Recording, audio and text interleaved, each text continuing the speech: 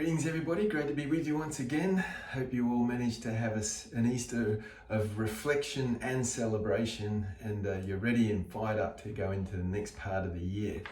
Today I wanted to continue some thoughts around considering. My word for the year is to consider, and the scripture today is out of Luke 11:35 in the New Revised Standard Version. It says this: "Therefore consider whether the light in you is not darkness."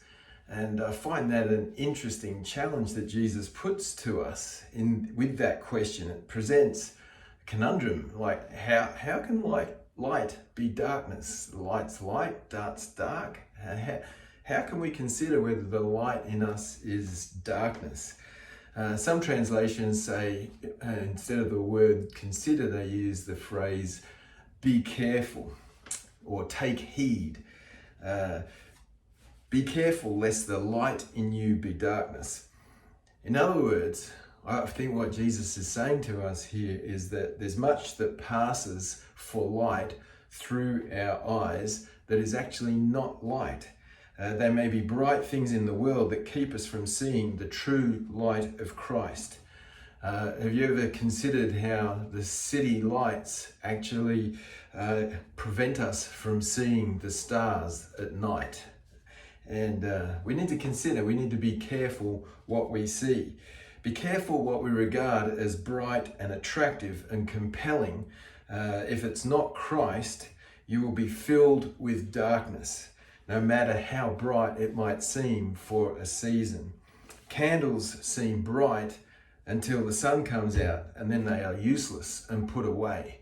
So we get the idea that there is a light that can seem bright at the time, but when it's compared to the brightness of Christ, it's not light at all. And I think that maybe what Jesus is calling us to here is a warning, or an invitation to some self-scrutiny. Are we functioning from self-reliance and self-righteousness, or are we considering the things that are really important? What are our primary beliefs, our very intuitions of right and wrong? Are we considering those in the light of Christ? Because when we set up the example of Christ, maybe some of the things that we hold to are in fact not as bright as they should be. I heard this statement said recently. It said, "Conscience is to the soul what eyes are to the body." And so we need to make sure that what we allow in through our eyes, what our conscience allows us to tolerate, is it actually being defined by Christ and not by a worldly standard.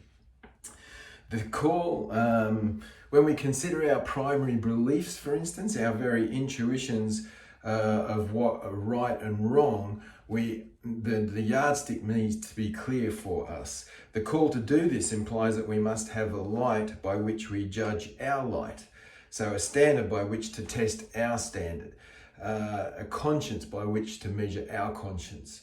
And it's that light, that measure is found in the teaching of Jesus Christ. It's the light that lights every person's way. And so we need to consider that which makes us think a way I'll say that again. We need to consider that which makes us think a way right when it is actually the way of death. Proverbs 16 warns us about that, which makes us call evil good and good evil, and put darkness for light and light for darkness. And Isaiah 5:20-21 challenges us about that. We need to be careful.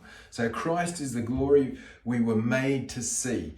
His light alone will fill us and give us the light of life and the meaning to every part of our lives.